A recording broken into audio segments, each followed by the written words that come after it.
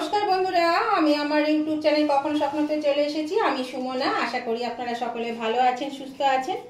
তো আজকে আমি আপনাদেরকে দেখাবো রাজকীয় স্বাদের রাজকীয় কাতলা মাছের দুধ কাতলা। তো দেখুন, এখানে আমি 8 পিস মাছ নিয়ে নিয়েছি। এর মধ্যে আমি সামান্য একটু নুন দিয়ে মাছটাকে মাখিয়ে নেব। এটা কিন্তু রান্নাটা হলুদ ছাড়া হবে, সাদা সাদা হবে। তো সেই জন্য এখানে আমি কেন হলুদ দিলাম না, এটা হলুদ ছাড়াই রান্না হবে। তো এটা আমি মিনিট 10 জন্য একটু নুন মাখিয়ে রেখে দিচ্ছি। এরপরে আমি এটা ভেজে নেব, একটু রেস্টে থাক। আর ততক্ষণ আমি কি করব সেটা আমি দেখাচ্ছি। এরকম বন্ধুরা, দুধ কাতলা রান্নার জন্য দুধ তো অবশ্যই লাগবে। সেই জন্য আমি এখানে 1 কাপ দুধ নিয়েছি। আমার কাছে আরও দুধ আছে, আমি সেটাও নেব। আপাতত আমি কাপের মধ্যে নিয়েছি বলে 1 কাপ নিয়েছি। এখানে গোটা 8-10 মতো কাজু নিয়েছি। আর এখানে 1 চামচ 1 টেবিল স্পুন কাজু বাদাম চার মগজ নিয়েছি।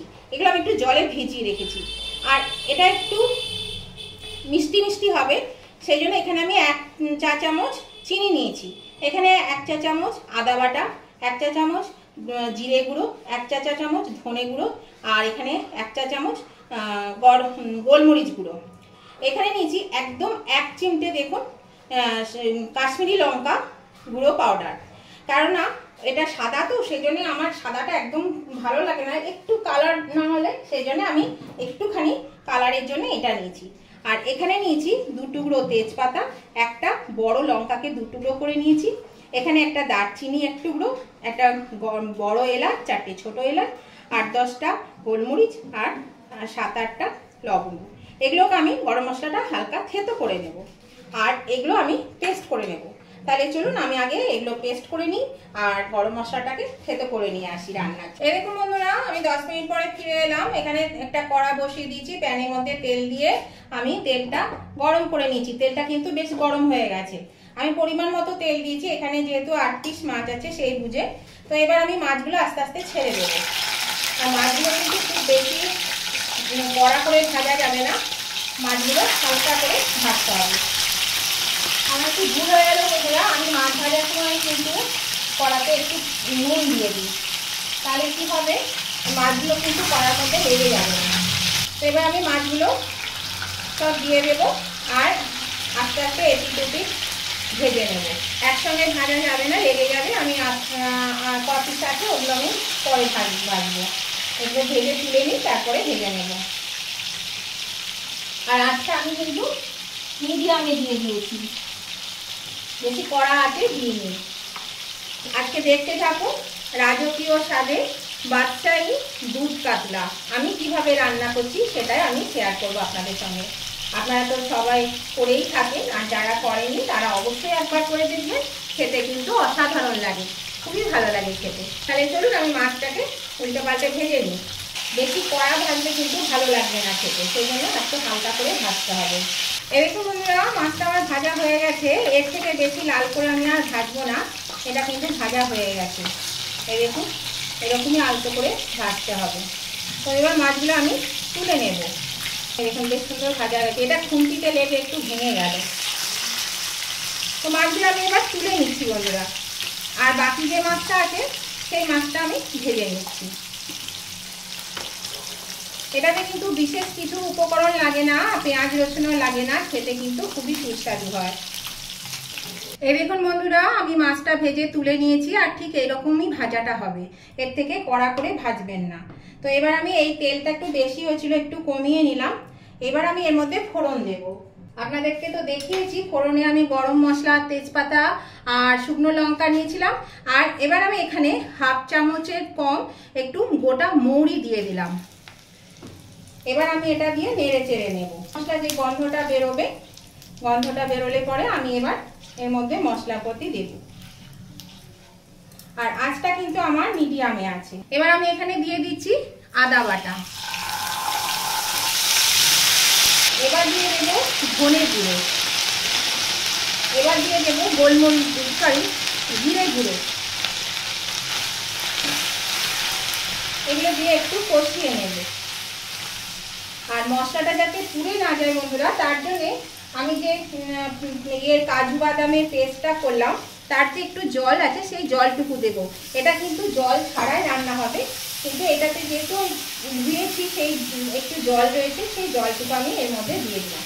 এটাকে আমি একটু ভালো করে এবার কষিয়ে নেব। বন্ধুরা মশলাটা কিন্তু বেশ একটু কষানো হয়ে গেছে। এবার আমি কাজু আর চারমগজের পেস্টটা, একটা স্মুথ পেস্ট তৈরি করে নিয়েছি, সেই পেস্টটা আমি এর মধ্যে দিয়ে দিচ্ছি। এটা দিয়ে কিন্তু এবার তাড়াতাড়ি নাড়তে হবে, একটু ভালো করে নাড়তে হবে যাতে তলায় লেগে না যায়। আর আঁচটা কিন্তু আমার একটু কমানো আছে, এখন আমি এটা মিডিয়ামে আবার দিয়ে দেব। তো এটা দিয়ে দেখুন আমি এটা ভালো করে একটু নেড়ে দিচ্ছি, দিয়ে এটা নাড়তে নাড়তে একটু কষিয়ে নেব। দেখুন বন্ধুরা গ্রেভিটা কিন্তু ফুটতে শুরু করেছে আর তেলও ছাড়তে শুরু করেছে। তো এর মধ্যে আমি দিয়ে দিচ্ছি গোলমরিচ গুঁড়ো, একটু গোলমরিচ গুঁড়ো দিয়ে দিলাম, চিনি দিয়ে দিলাম, আর এই যে 1 চিমটে কাশ্মীরি লঙ্কা গুঁড়ো দিয়ে দিলাম। এবার এটা দিয়ে কষিয়ে নেব। এবার আমি এর মধ্যে এই যে দুধটা নিয়েছি, দুধটা আমি দিয়ে দেব। দুধটা দেবো আর আস্তে আস্তে নাড়তে থাকবো। আর একটু দুধ আমি দেবো বন্ধুরা এর মধ্যে।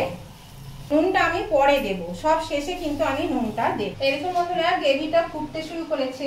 তো এবার আমি এর মধ্যে দিয়ে দেব ভেজে রাখা মাছ। মাছগুলো আমি সব দিয়ে দেব, আর এটা কিন্তু মিডিয়ামে আছে। তো নতুন বন্ধু যারা এখনো আমার চ্যানেলটা সাবস্ক্রাইব করেননি অথচ আমার ভিডিও আপনারা দেখেন, তাদের কাছে আমার অনুরোধ অবশ্যই কিন্তু আমার চ্যানেলটাকে সাবস্ক্রাইব করে আমার পাশে থাকবেন, আর পাশে থাকা বেলটা অবশ্যই ক্লিক করে দেবেন। তাহলে আমি যখনই আমার ভিডিও আপলোড করব সাথে সাথে নোটিফিকেশন আপনাদের মোবাইলে পৌঁছে যাবে, আর সবার আগে আপনারা আমার ভিডিও দেখতে পাবেন।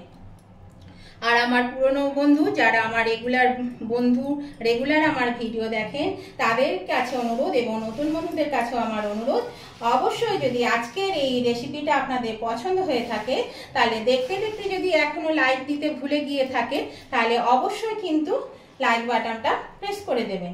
আপনাদের একটা লাইক আমাকে কিন্তু এগিয়ে নিয়ে যেতে অনেকটা সাহায্য করে, আর আপনাদের সাহায্য ছাড়া কিন্তু আমরা কেউ উঠতে পারি না। তাই অবশ্যই আপনারা আমাদের সাহায্য করুন, আমাদের পাশে থাকুন। আর আজকের রেসিপিটা এই রাজকীয় স্বাদের বাদশাহী দুধ কাতলা কেমন লাগলো, যদি ভালো লেগে থাকে, বিন্দুমাত্র যদি ভালো লেগে থাকে, পছন্দ হয়ে থাকে, তাহলে অবশ্যই কিন্তু কমেন্ট করতে ভুলবেন না। অবশ্যই কমেন্ট করে আমার পাশে থাকবেন, আর পাশে থাকা বেলটা অবশ্যই ক্লিক করে দেবেন।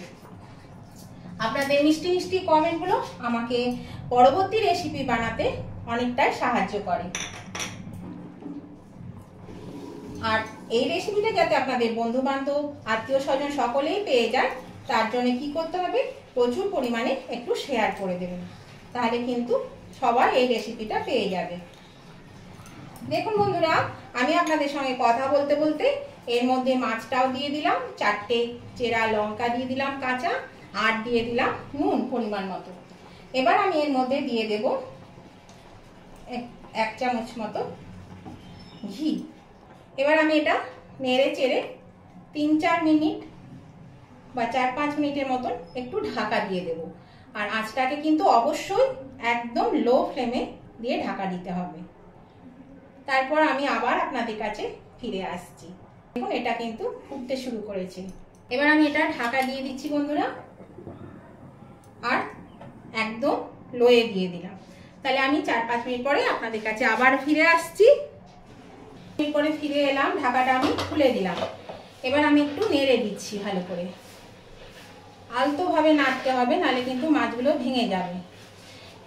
এবার এটা আমি একটু বাড়িয়ে দিচ্ছি বন্ধুরা, একটু ফুটে গেলে আমি কিন্তু এটা নামিয়ে নেব। আর এর মধ্যে দিয়ে দিচ্ছি সামান্য একটু গোলমরিচ গুঁড়ো। তখন তো আমি পুরোটা দিইনি, তাও আমি এখন পুরোটাও দিইনি, সামান্য আর একটু দিলাম, বাকি একটু রেখে দিয়েছি, ওটা আর লাগবে না। এবার আমি এটা নামিয়ে নেব। দেখুন বন্ধুরা ঝট করে কারেন্টটা চলে গেছিল, আবার এসে গেছে। আমি গ্যাসটা অফ করে দিয়েছি। তো আমি এবার মাছটা নামিয়ে নিচ্ছি। তো বন্ধুরা যদি এইভাবে না কোনোদিন করে থাকেন, তাহলে অবশ্যই কিন্তু একবার করে খাবেন, দেখবেন কিন্তু ভালো লাগবে খেতে। আর যারা করেছেন তারা তো জানেনই এটা কত ভালো লাগে। আর এটা কিন্তু ভাত, গরম গরম ভাত বলুন বা পোলাও, ফ্রায়েড রাইস, জিরা রাইস, সবের সঙ্গে এটা খুবই মানানসই, খুবই ভালো লাগে খেতে। তো আমি কিন্তু একটু মানে ঝোল করে রেখেছি, কারণ আমার বাড়িতে একটু ঝোলটা লাগে, ছেলেরা একটু ঝোলটা পছন্দ করে। তো এটা কিন্তু একটু গ্রেভি গ্রেভি হবে, তবে এটা কিন্তু এতটা ঝোল থাকবে না। এটা যখনই একটু ঠান্ডা হবে তখনই কিন্তু ঝোলটা অনেকটাই কমে যাবে, গ্রেভিতে হয়ে যাবে। তো সেই জন্যে কিন্তু আপনারা বুঝে সুঝে আপনাদের পরিমাণ মতন আপনারা ঝোলটা করবেন বা গ্রেভি করবেন। আমি খুব বেশি গ্রেভিও করিনি, আবার খুব বেশি পাতলা ঝোলও কিন্তু আমি করিনি। এই দেখুন বন্ধুরা, আমি মাছটা নামিয়ে নিয়েছি, আমার হয়ে গেছে। আর এটা অবশ্যই পারলে করে খাবেন, দেখবেন খুবই ভালো লাগবে। তাহলে আজকের মতন আমি ভিডিওটা এখানেই শেষ করব। আবার আমি নতুন ধরনের নতুন কিছু ভিডিও নিয়ে আপনাদের কাছে চলে আসবো পরবর্তী দিনে। ততদিন আপনারা ভালো থাকুন, সুস্থ থাকুন। Tata, bye bye.